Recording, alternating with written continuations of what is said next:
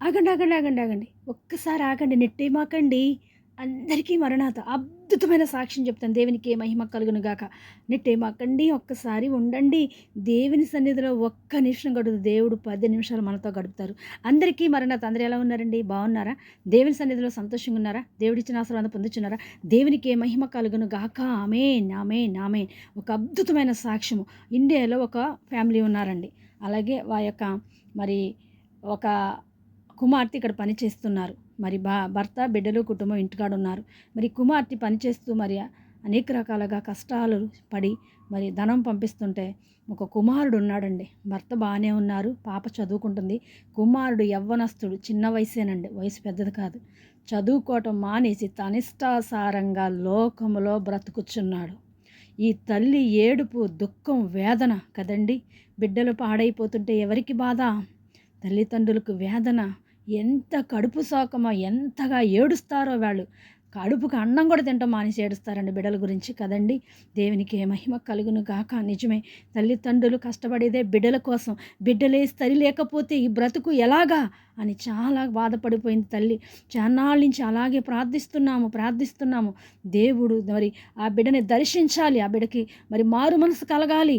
తండ్రితో అస్సలు మాట్లాడంటండి, తల్లితో మాట్లాడినా సరే కొంచెం తల్లితో మాట్లాడతా కానీ తండ్రితో అస్సలు మాట్లాడంటండి. అంతా అలాగా మరి దుర్మార్గంగా ముందుకు వెళుతున్నాడు. లోక అలవాట్లో మునిగిపోయాడు. అస్సలు తనిష్టారంగా చిన్న వయసులోనే చెప్పలేని అలవాటులు, చెప్పుకోలేని అలవాట్లతో ఉండిపోయాడు.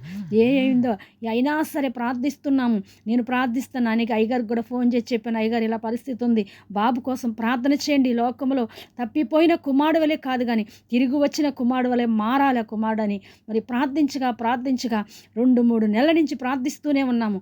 దేవుని మహాకృప మనందరి ప్రార్థన బట్టి ఆ కుమారుడు ఇప్పుడు మారు మనసు కలిగింది. తనకున్న అలవాట్లన్నీ విడిచిపెట్టేసేసి తండ్రితో మాట్లాడనేవాడు ఇప్పుడు తండ్రితోనే మాట్లాడుతున్నాడంటండి. ఆమెను చెప్పండి. దేవునికే మహిమ కలుగునుగాక.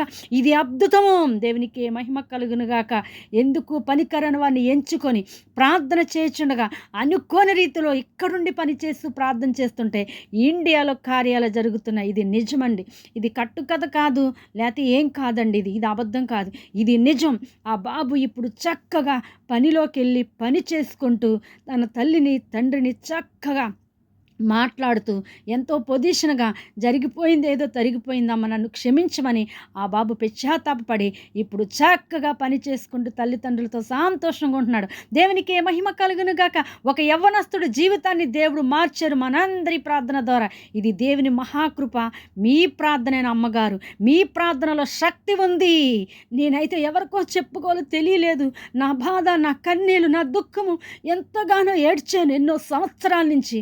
కానీ ఈరోజు మీరు పరిచయం అయ్యాక దేవుడు ఒక అద్భుతాన్ని నా జీవితంలో చేస్తారు. ఆమేన్, ఆమేన్, ఆమేన్. సాక్ష్యము దేవుడు దీవించి ఆశీర్వదించును గాక. God bless you. మరణాత. ఆ తల్లి మెసేజ్ పెట్టారు, అమ్మ మీ ఫోన్ నెంబర్ కావాలి. ఇప్పుడు ఈ ఫోన్ నెంబర్ నేను ఈ వీడియోలో పెడతాను, మా బ్రదర్ గారి నెంబరు. మీరందరూ కూడా ఫోన్ చేయకండి, నెంబర్ తీసుకొని మెసేజ్ చేయండి. God bless you. మరణాత.